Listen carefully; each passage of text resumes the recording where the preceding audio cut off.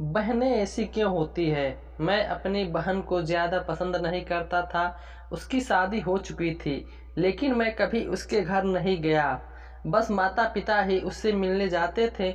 मुझे पता भी नहीं था कि वो किस हाल में है। वो कभी कभी मायके आती तो जाते समय मेरी माँ उसे घर का कुछ सामान भी दे देती। यह बात मेरी पत्नी को बिल्कुल पसंद नहीं थी। जब भी मेरी माँ ऐसा करती, मेरी पत्नी आकर मुझसे शिकायत करने लगती कि तुम्हारी माँ तुम्हारी कमाई कैसे उड़ा रही है। जब भी तुम्हारी बहन आती है, उसे खाली हाथ जाने ही नहीं देती, कुछ ना कुछ जरूर देती है।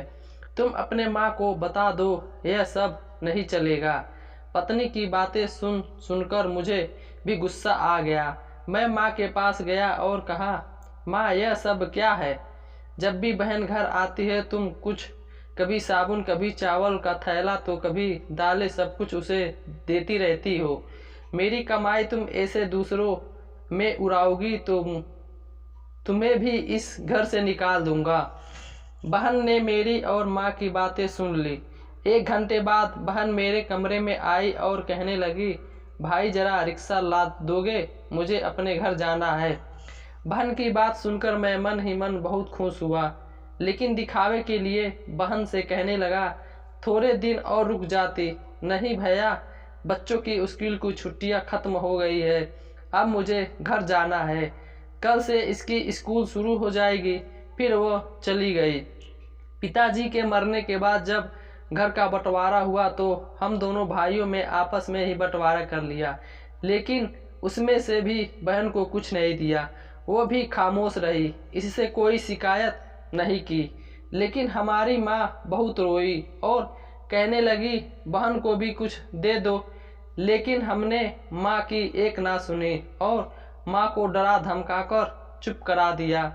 अब बेचारी विधवा औरत, अगर हम उसे घर से निकालते तो वो कहाँ जाती, इसलिए चुप हो गई।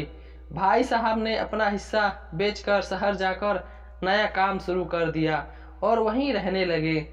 हमने अपनी बहन के साथ जैसा व्यवहार किया था, उसकी सज़ा तो हमें मिलनी ही थी।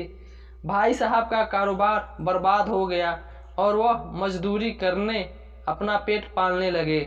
मेरे बड़े बेटे को भी टीबी हो गया, उसके इलाज में लाखों रुपए खर्च हो गए।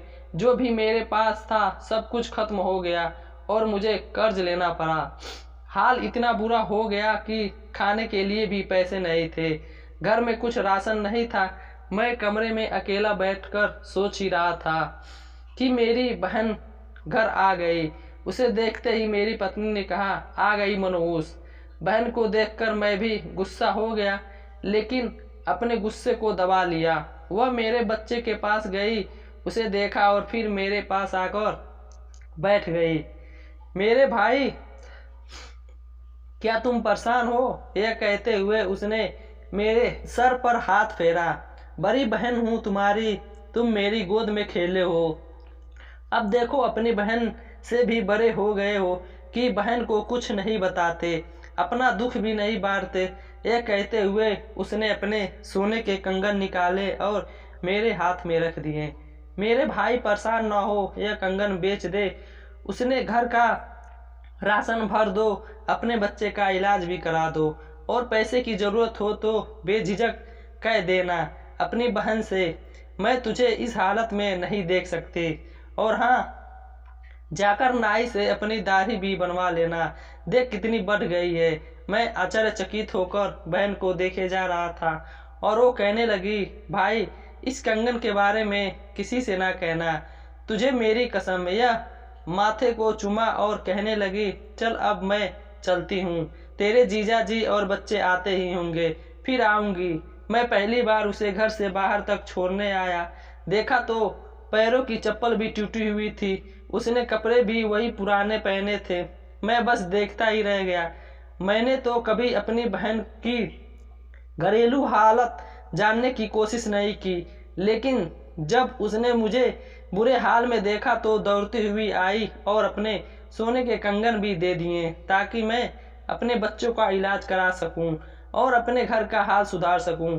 मैं सोचने लगा और मेरी आंखों में आंसू निकलने लगे कि हम भी भाई कितने मतलबी होते हैं, अपनी बहनों को पल भर में ही बेगाना कर देते हैं और बहनें अपनी भाइयों को जरा भी दुख भी बर्दाश्त नहीं कर पाती। मैं उसके कंगन को अपने हाथों में पकड़कर जोर जोर से रोने लगा। दोस्तों, आपकी बहन अपने ससुराल में न जाने कितने दुख सह रही होगी।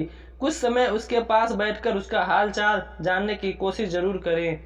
मालिक सभी बहनों की झोली खुशियों से भर देते हैं। उम्मीद करता हूँ ये कहानी अच्छी लगी तो चैनल को सब्सक्राइब करें और लाइक करें।